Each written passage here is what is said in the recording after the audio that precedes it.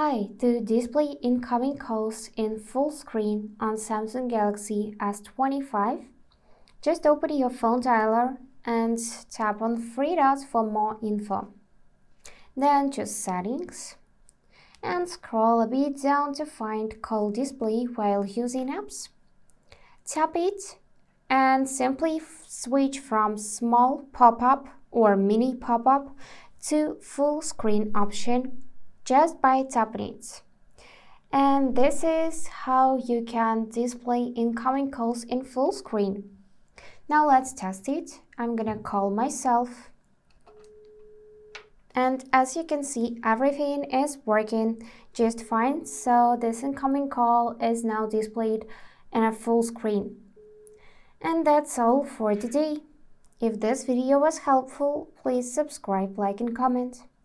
And I wish you all the best. Bye bye.